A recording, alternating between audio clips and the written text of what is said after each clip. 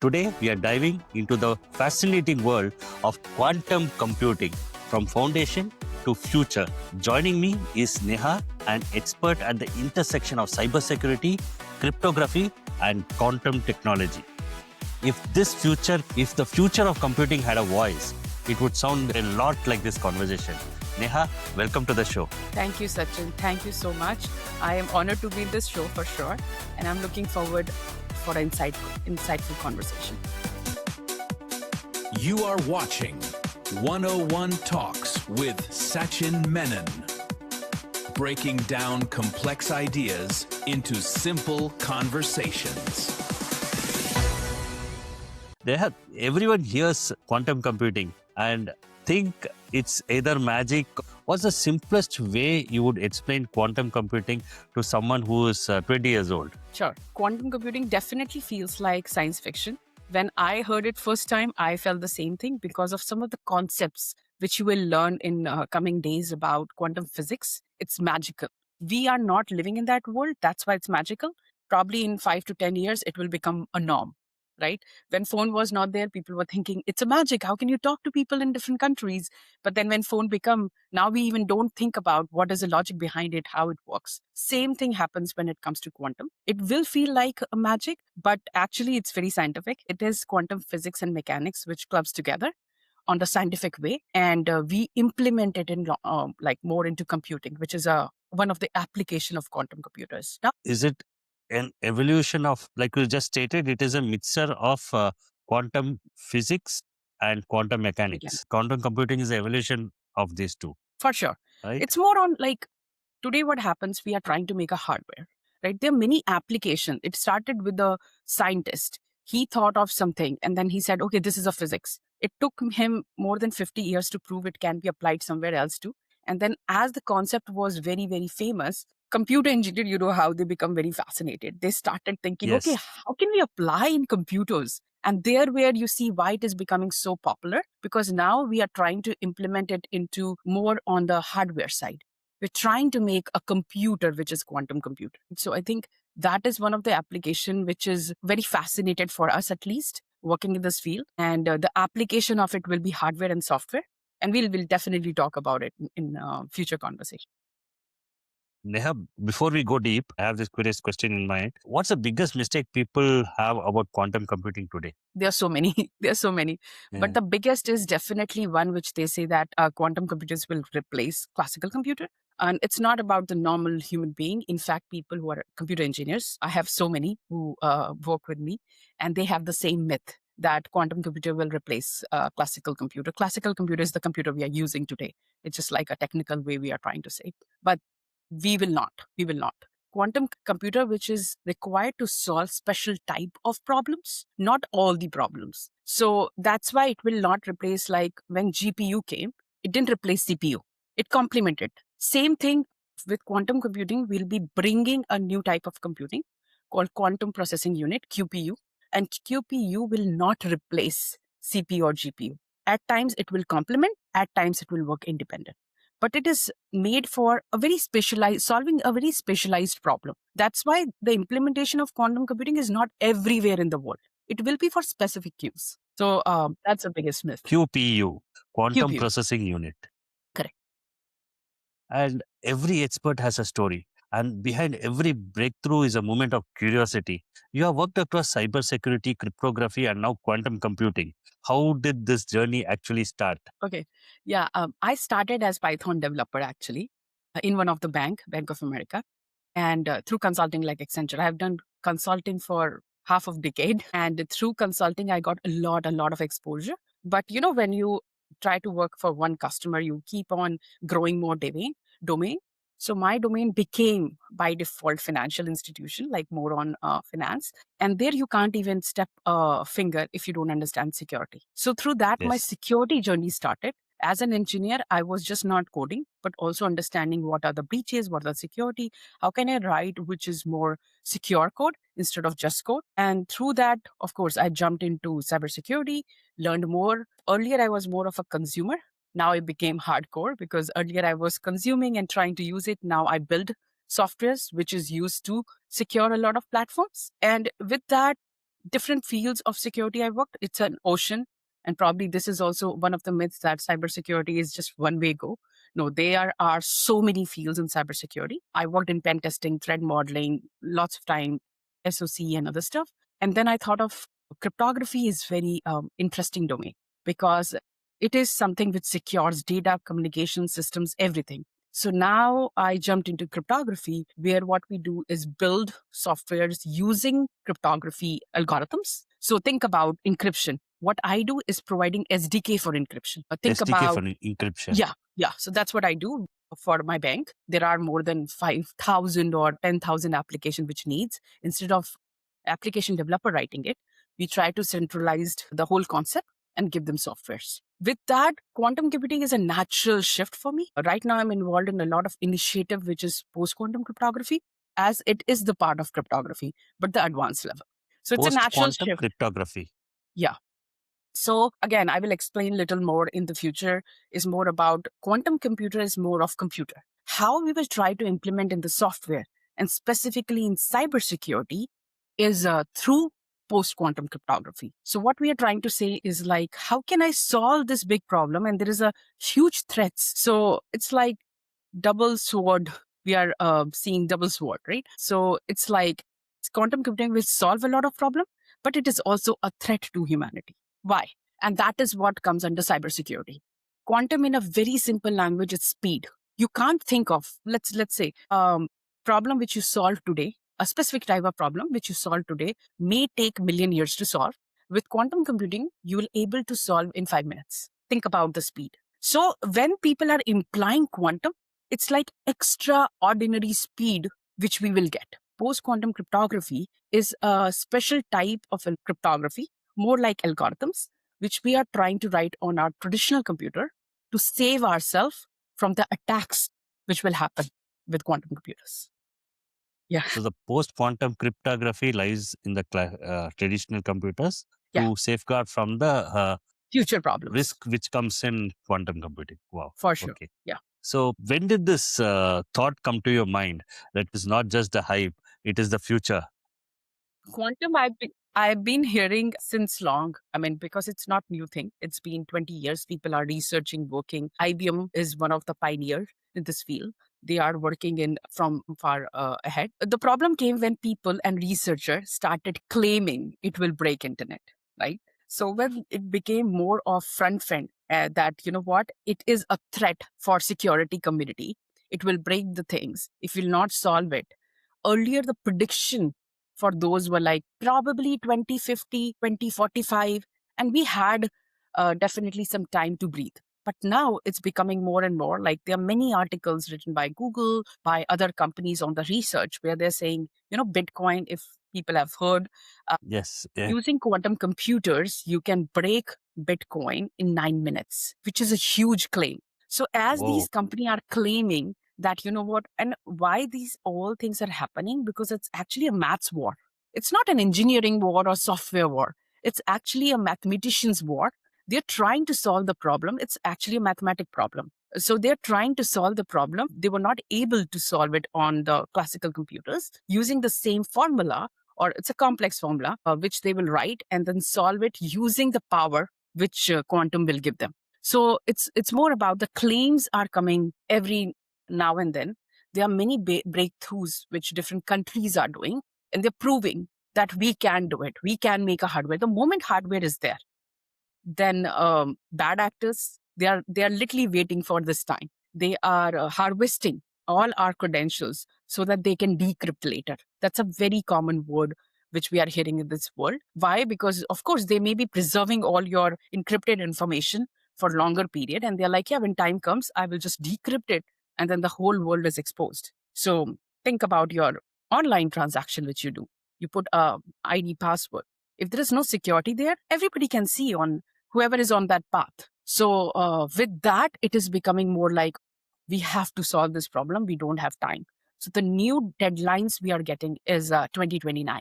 That with that day, there is something called Q day, which is called quantum day, where it's predicted that hardware will be so powerful, capable to break all the encryptions. So that is the 2029. time when it comes like you have to solve it. And being cryptography, it's my natural way that we have to solve this problem, as it is my team in the company who has to work on it. Okay.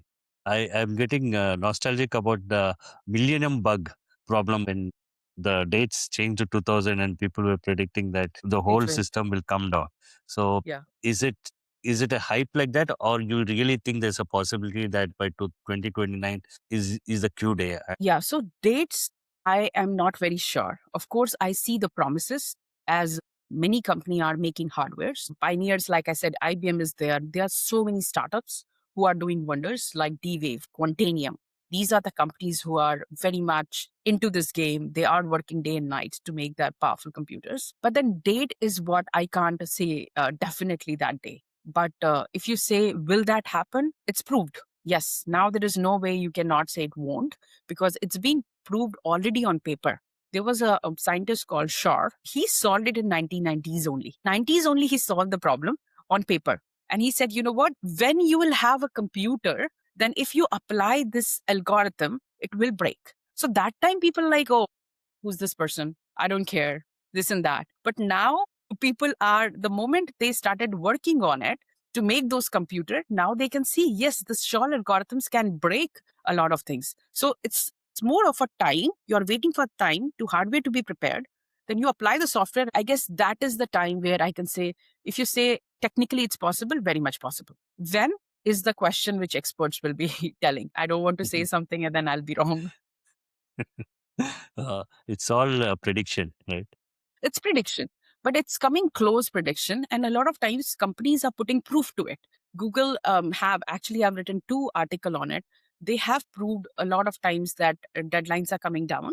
Why? Because of the promise of hardwares. Earlier, you need probably million qubits to solve a problem. But now that the ceiling is coming down from millions, they are saying, oh yeah, you know what, in 100,000s also, if you have a qubit, like a quantum computers with the 100,000 qubits, you can still solve the problem. So when the ceiling is coming down and you are having more mathematician who is able to solve the problem, it's just becoming, okay, the boundary is coming down, down, down, down. And that's what is happening in this era. I want to ask what is qubits, but before that, right? Before going into that, let's simplify the complex and make quantum click to me and most of us watching this video. Let's break this down simply. What's the difference between a classical computer and a quantum computer? So classical computer is the computer you're using. That's it. The computer on which we are talking is a classical computer. We have multiple names to it now. Earlier we say it's just computer, but to differentiate, we started talking classical and traditional. 2 names we have given to the computer we are using today. Now, quantum computer will be a powerful computer, which will be designed using qubits.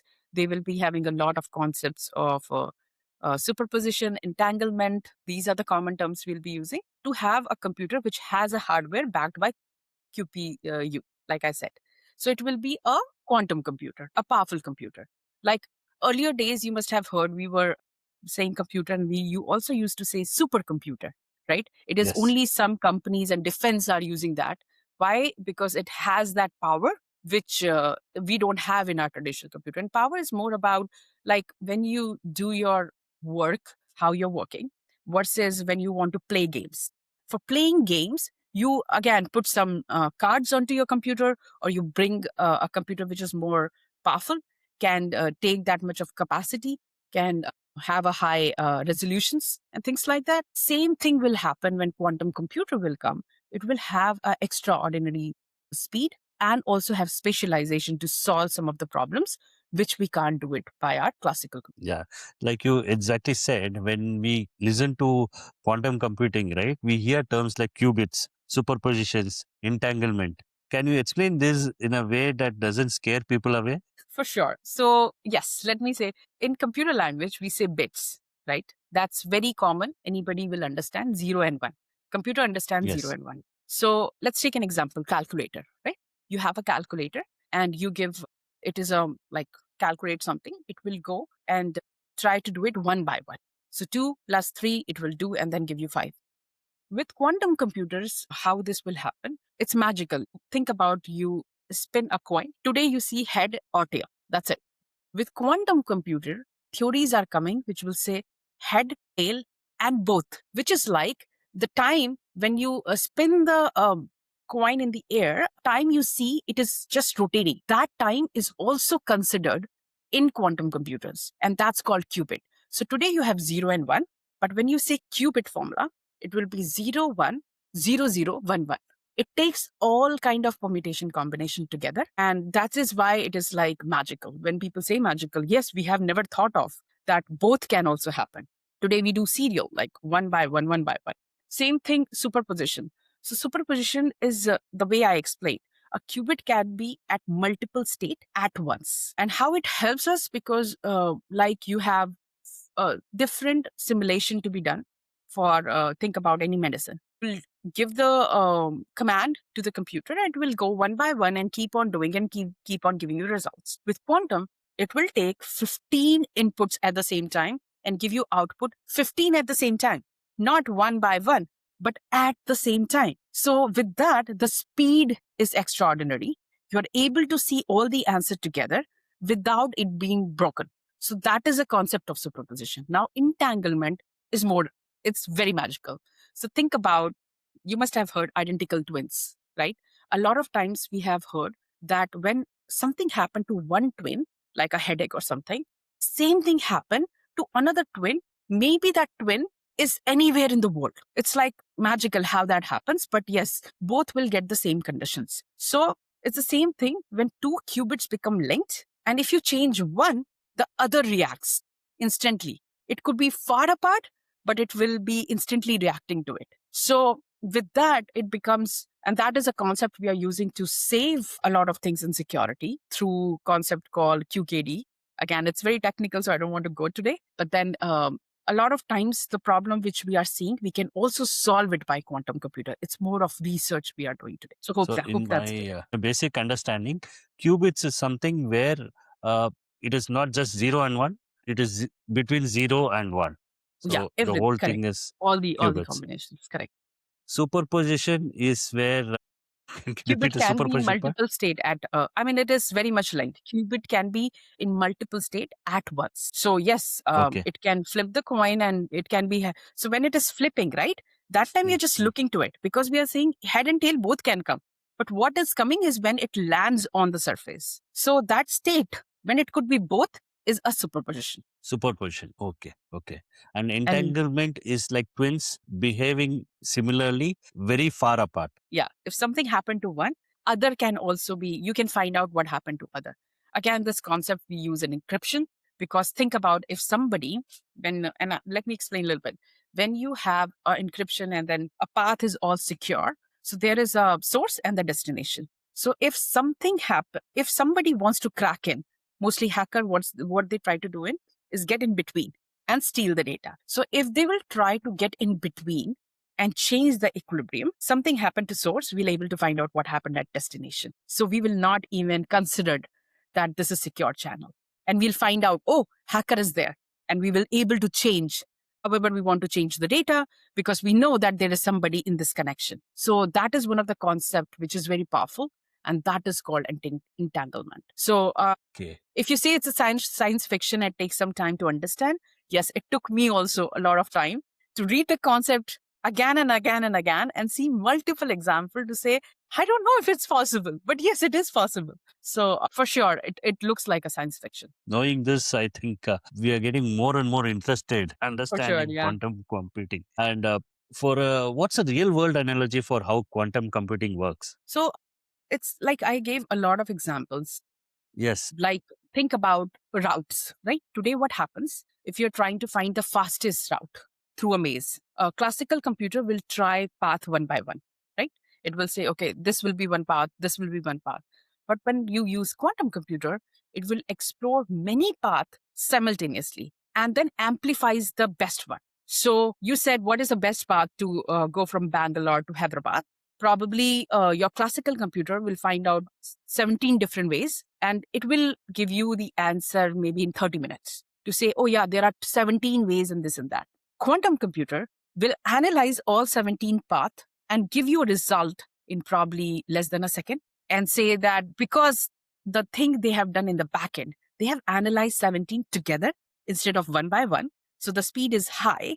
And then it gave you the right answer instead of giving you, oh, these could be an option. It will give you the right answer within a second. So that is what I can say in a regular world. You can think about it.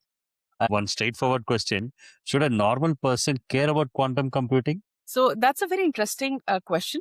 I will say normal human being just have to know it for awareness. Like a lot of young crowd is getting into many industries, right? Different industries. Tomorrow, let's think about 5 years ahead in the game, right? I can go into medicine. I can be environmentalist. I could do a logical science like supply chain and traffic optimization. It's not like directly I will be implied through quantum computing, but there will be some application somewhere which I should understand that why this is happening. So you have to care today. Maybe I'm a housewife or beautician, like I said. Knowing the name is enough. Probably I don't have to care, but it all depends upon where I'm going. Tomorrow, if researchers are there, of course, they have to understand if they're working in this field. Engineers, because if they are cybersecurity and others, they have to understand we have to keep on applying the patches. Now, if you are into medicine, all the implementation will be there. So maybe you're using a computer, which is quantum computer, to solve a lot of your problem. So it's more of a magic. Today, a lot of people don't know how computer also works, but they use it for every day. Same thing will happen on quantum. You may be using it, but you never know how that works. And it's absolutely okay.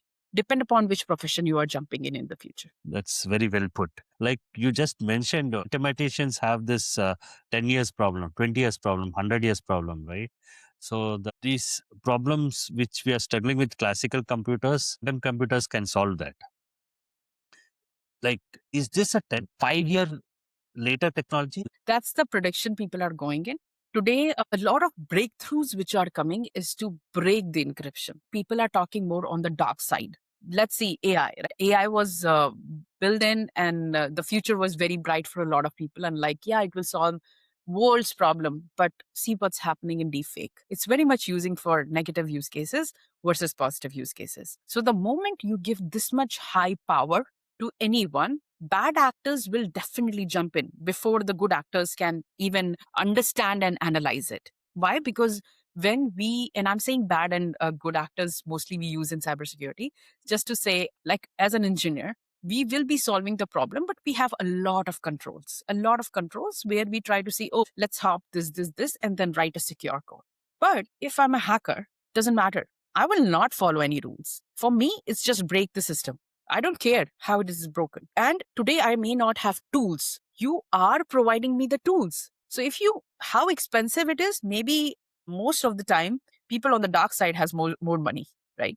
They may able to buy it before even we get it in industries and then use to break a lot of things, which is possible by it. So right now, everyone is working to safeguard. We are work on defensive side.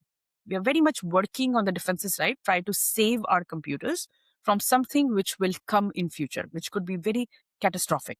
At the same time, if you say, will it able to be implied for the good use cases, like finding the cure of cancer, because you may have run some simulation and you got the result which scientists want to solve their problems, to find the cure. For that, we still have some time. Because the computers are coming with errors, and that errors has to be solved. It's called error correction, one of the very common term in quantum computers we are using. So today, the computers we see today is more towards has lots of noise, and we want to solve that noise in future by having an error connection. So will we get the computer which is free from errors? Don't know. And that is what people are working. So application on the good side, maybe 10 to 15 years, could be low also. And that's why the prediction is changing every day.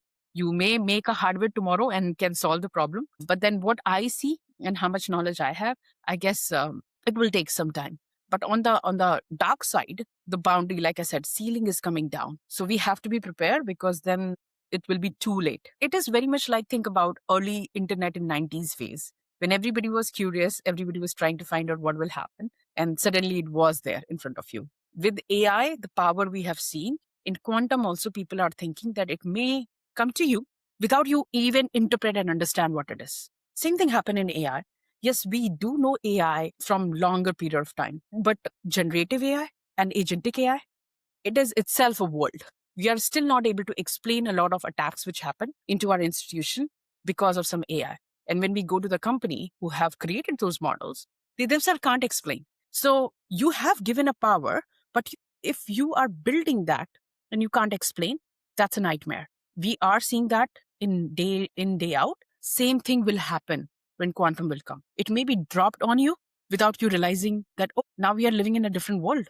So that's what I feel. See, I always used to not care much when people told me quantum will break encryption. But listening to you, I think we must actually be worried about quantum breaking encryption, right? And you touched upon post-quantum cryptography, PQC, is one of the shield where we can use it in the classical computers, right?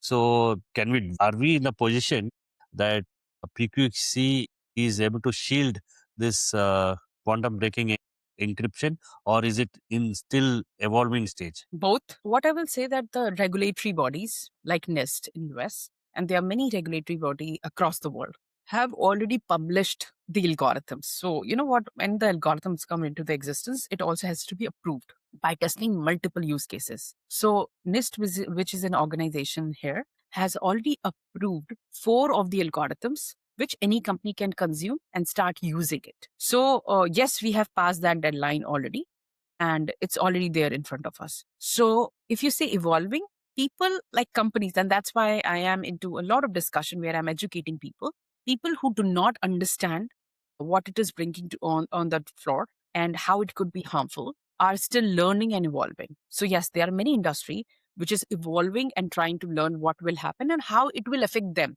because lots of time people don't see the bigger picture. I've been to many company where they say, oh, this is not, doesn't care, it will not happen. And then I'll give you the whole 360 view, and I'll show them that there are 15 different ways where I can break your system. Do you know that? And this is very much like that conversation, that lots of industry, I've been to many panel discussions where lots of organizations do not understand the threat of it. So for them, they're still learning and evolving.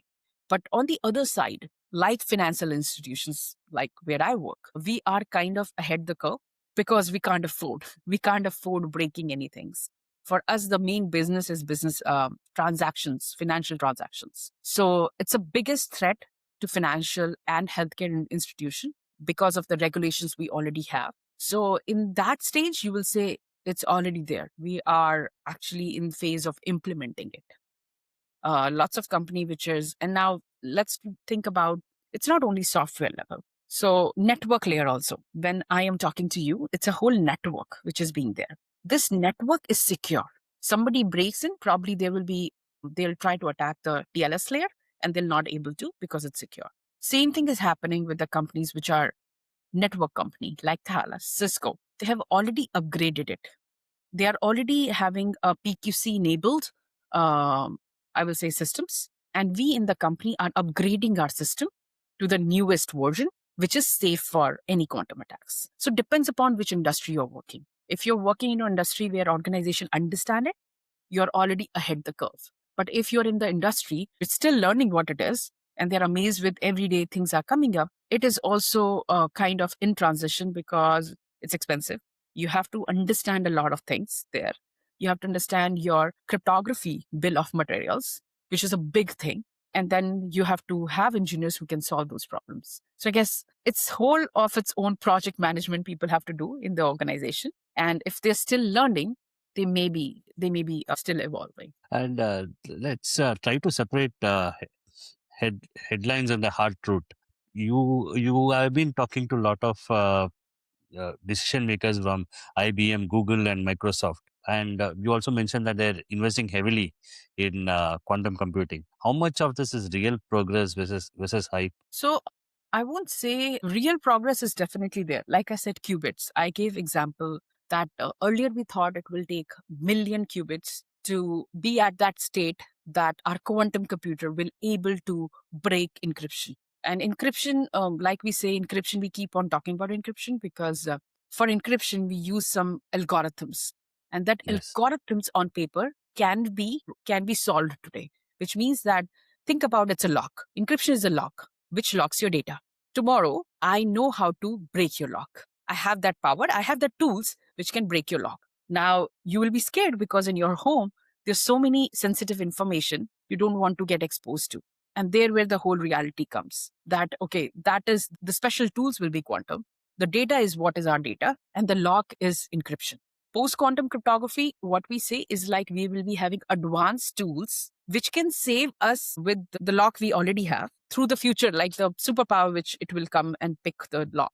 So we can solve it with the infrastructure we have today. So lots of, I will say, hope is towards better qubits, more stable systems, like less errors. We'll have computers which has good error corrections and early algorithms. So these are definitely a hope. Hype, I can't say much because I don't know who all are listening to it. But then there are some over promises on the hardware side, which I see time to time. And then I also see some over promise on it will come tomorrow. Right. So a lot of time I have to be very cautious coming from this industry, yes or no, because it may happen tomorrow and I'll be said that why you lied. But then it all about that now a lot of people are involved in it, working day and night to solve some of the problems. And a lot of companies are in intersection because they're investing huge in making the hardware and they're investing huge to solve the problem which will come once this hardware is alive. So you are in a paradox, right? And again, I will say financial institution is one of the example which always be in the intersection. They have a lot of problems which they want to solve through quantum computers, like optimization, like there are many trading, which is very complex to solve today. We get errors when we see those things. But at the same time, being a bank, you also have to be very cautious because this will be threatening your encryption. And that is the lock which you lock your systems with. So you live in the intersection. And the thing is, yeah, it can happen. So quantum computer as a concept is not hype. It is very much real. Some of the promises it is bringing in could be hype, and it may come from lots of organization which wants to bring more awareness to, because a lot of times I've wrote a whole article and many people said, oh, it could also be like a myth or a timeline failures and other stuff. And the way I said, as human being, it's also like lots and lots of us will wait until the last minute. So if you'll not have any threat, if you don't have those information, you'll be like, yeah, let's wait. Let's see what will happen. And then you'll have no time. And a lot of times I use the analogy of nuclear bomb. A lot of times people knew that this is so harmful, but still it was existing. And then every country started making it. We are literally in a digital war.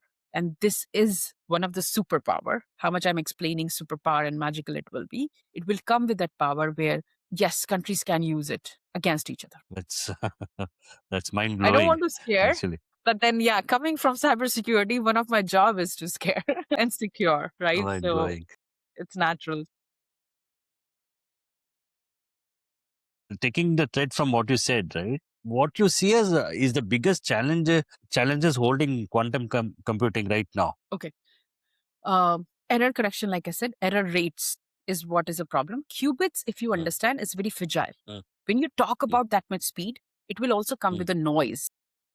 And if there are noise, then the solution which you see for the problem you're solving may be faulty. You will give me the answer at a high speed, but you are giving me a faulty solution. Nobody wants that. So one of the biggest challenges, error rates, because again, we are talking about a speed which is I can't even imagine today.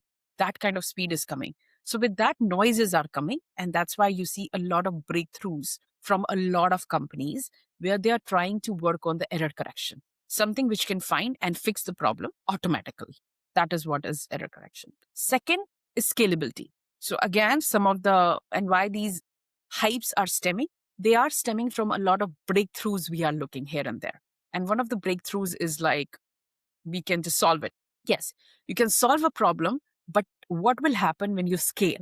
And enterprise need a scalable answers. So a lot of times we are lacking. We prove in more in proof of concept environments, but then when it comes to solve it for enterprise, probably we are failing there. So scalability is one of the problem, and then stability is also a problem, as quantum states are easy to disturb. So every now and then you see somewhere the qubits are not stable, and that is again researchers are working on it. So if I sum all three, these are the biggest challenge I see today. There is error correction, scalability, and stability. Stability, correct. And this is this isn't just about technology, it's about opportunity also.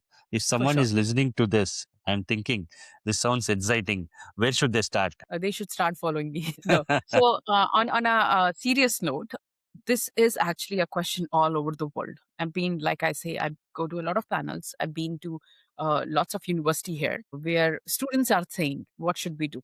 Right. And I don't want to give them a wrong answer to it, because a lot of places I see people are like, yeah, I read this book and things will be solved. No, the moment you will finish that book, maybe a new research came in, because it's evolving.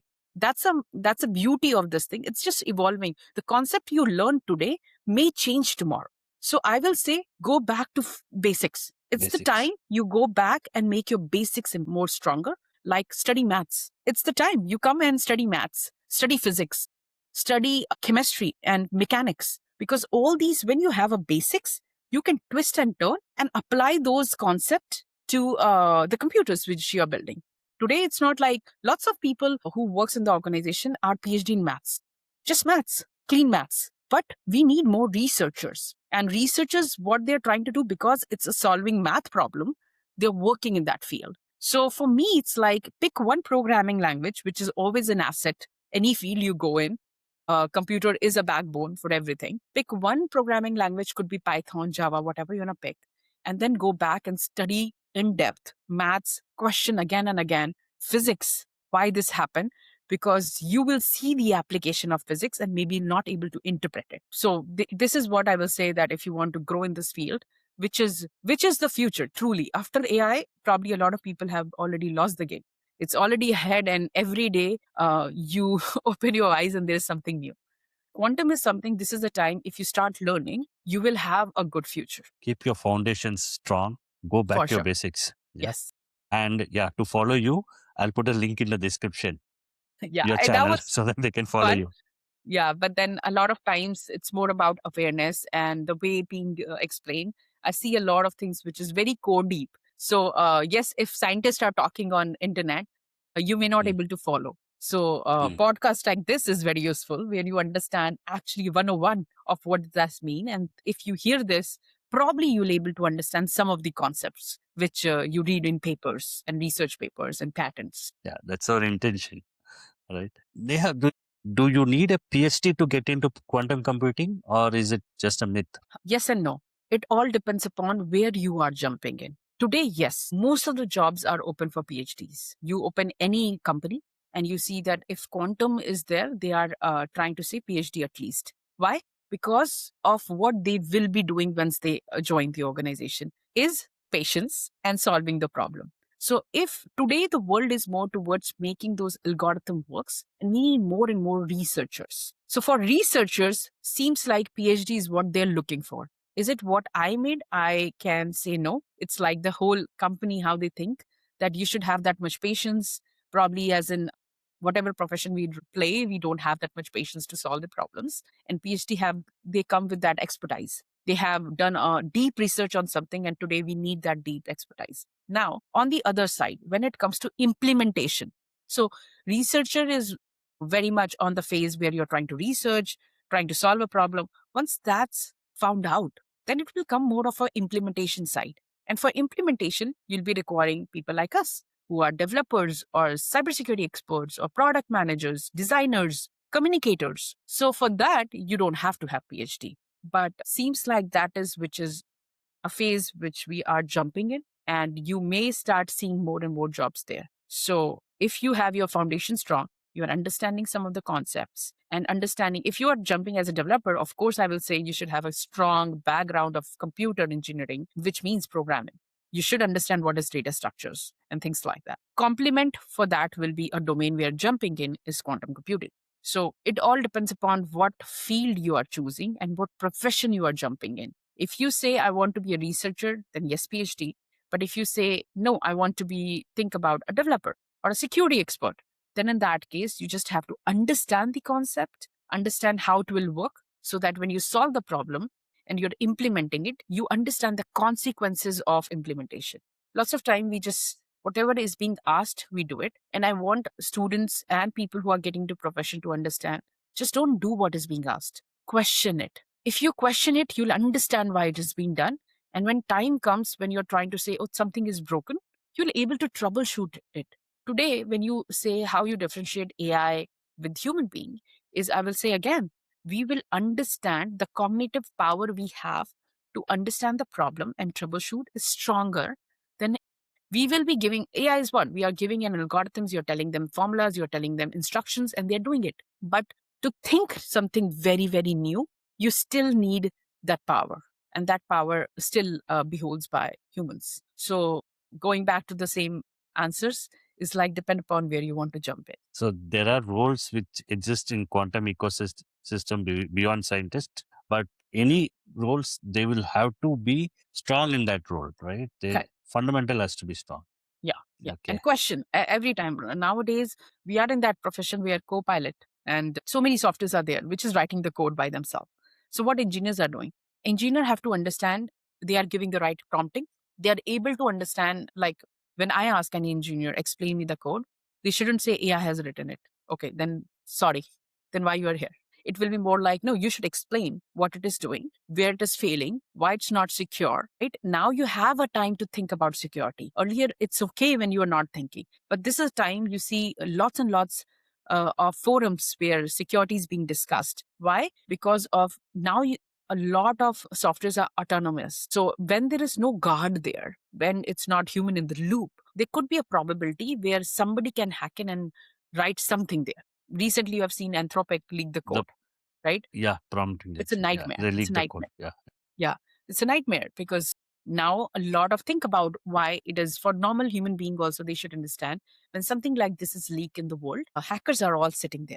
A lot of places you have a federal job to hack into computers, right? So if you have that powerful computers, your job is to hack the systems, you have to find it. This is the greatest opportunity for you to find out, oh, what are the vulnerabilities in the code?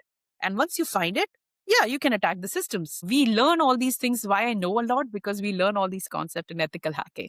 We do the same thing in a very controlled environment and try to think like an attacker. So when I explain few things, it's towards I know how to break the code. So I can see a lot of things which probably a normal human being is not reading. But then you don't need a whole army to attack a system today. One person is enough. The more we are continuing the discussion, the more scary it is getting, right? This on the cybersecurity. That was not my intention, but yeah, I can feel that. Yeah. So let's get into quick rapid fire. I can't say rapid fire, but fun type of questions. What's the wildest or funniest myth you have heard about quantum computing? One thing which I don't know if I also believe time travel. So people Time are travel. talking about time travels. Lots of series are also being now very much mainstream, like Continuum is one of the series I was watching, and it's a very interesting series. Talk about time travel. And actually, they have used quantum concepts there now and then. So, yes, if you show in media, people will relate it and they will question it. So, some of the crazy things which I do here is like, can it read the minds? I don't know. But if you imply it, you being hearing, I don't know if you hear about it, lots of company are now started working on the chips, which you can put into your brain and it can do a lot of things. Now people are, of course, connecting the dots and they're saying, can it read the minds? Don't know today. But these are the things which I feel is crazy today to think about. But in future, if it's possible, it can be. I don't know. I can't comment on it. But the craziest thing which I have heard is definitely it will solve all the problem of the world. No, no. You cannot use quantum computer to scroll your TikToks. No, you don't need it. So it's also understand what is the use case and where the implementation is making sense and where it shouldn't. Same, and I'm using this platform to also talk about AI because I know everybody in the world is using AI. For AI also, I have the same caution. Please understand the use case and then apply where it's needed. Don't apply everywhere. You don't need to. And there where the whole education come into the existence. If you're educated enough to understand, guys, in this problem, I don't even need any external system to be integrated through an AI and other stuff. Don't use it. But there are problems which you want to solve through AI, solve it through that. Don't go in FOMO. Lots of time, what I'm seeing today is like people are in FOMO. If I'll not use it today, probably I'll not get investor or things like that. I don't know how much reality is in that, but technically being a technologist, I can say that, sorry, there are many, many problems you can solve without using a bit of AI also. Absolutely true. So AI has to be used as an augmenting tool, right? Correct. Not replacing our thinking. Exactly. And same applies to quantum. It won't replace all the problems you want to solve today. It is meant for only solving a specialized problem. Think about if you're a decision maker, and that's where the education comes. You have to make a right decision on investment. Is it making sense to invest million dollars to buy a quantum computer to solve a very funny problem because all the companies are using? Or it is making sense to really buy it because we are trying to solve a specific problem, which today, when we run on the traditional computer, it's failing. So you get the answer there themselves. It's not like quantum computer will be very cheap to buy. It will be expensive because it's very difficult to build also. So I Yeah, will say I the was same thing at the end. Use your brain. use your brain. I was coming to it. When it is practically possible for us to have laptop which has QPUs inside, quantum processing units. I will say you don't need it. Nobody needs it. So don't think about it. Definitely, you may be consuming it. Like what I foresee is internets, which you guys are using today, right? It can be enhanced with the quantum networks. Yes. So it's not like you need a laptop which has QPU. Maybe not.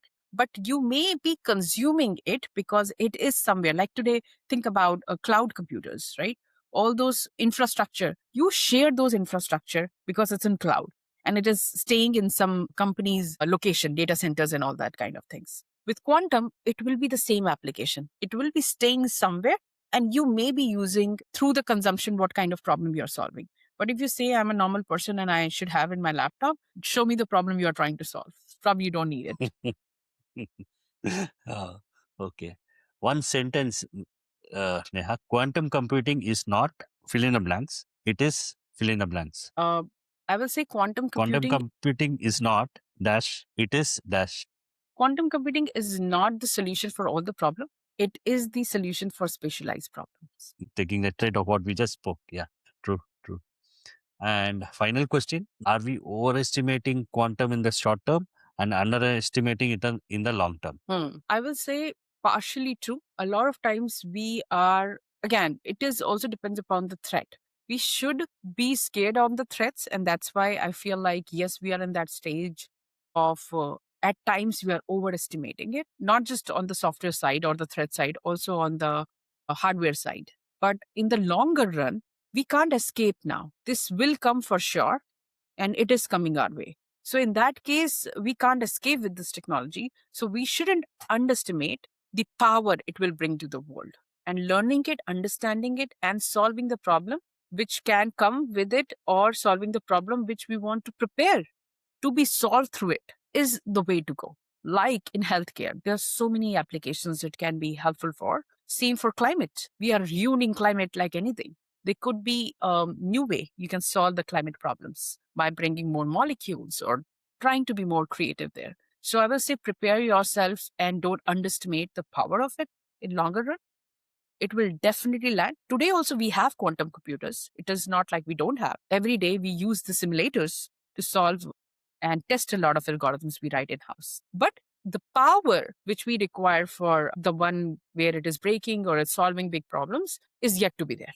So computer exists not to the power, to the qubits, like I said, which we require, but then it's evolving every day. So in longer run, we shouldn't underestimate. In shorter run, at times overestimation is okay because it's preparing. It's also working as an advocate to a lot of organization where they have to understand, let's solve this problem until it's too late. Wow. Neha, thank you. Thank you for simplifying the complex and inspiring the next generation of innovators. Like you started the conversation with the basic intent of keeping it as simple as possible. I think it is achieved, and our listeners will understand a bit more about quantum computer. Thank you so much, Sachin. Yeah. From mind-bending physics to real-world impact, today's conversation reminds us that future isn't something we wait for; it's something we build. For sure, for sure. I will definitely write this phrase somewhere because this is what we are looking forward. And thank you so much, Sachin, for this podcast. It will be definitely helping a lot of audience to understand basics, and I will say 101 of what is quantum looks like. Whether I use it for my regular day or don't use it, like today you have smartphones. and lots of elders do not even understand, but it's in their hand. The misery is it's there in their hand, and they have to learn how to use it. Quantum will come with the same existence, that you are talking about some concept in day out, but you don't know how that works. So I guess that's why advice to everyone is at least have a knowledge of it, whether you apply or not. That will help us to sustain in future world. And taking a cue from our conversations, the advice which you gave to our listeners, stay curious, stay bold, and keep asking better questions. For sure. Yeah. Don't just do the things, ask questions. It could offend the person who's doing the thing, but this is how I survived in this era, by asking a lot of questions. And through that questions, I learned a lot. And it's very helpful. Maybe a lot of times I don't have an answer, but if somebody asks, I also become very curious. So stay curious and stay passionate is the way to go in the future. Thank you, Neha. Thank you, Sachin.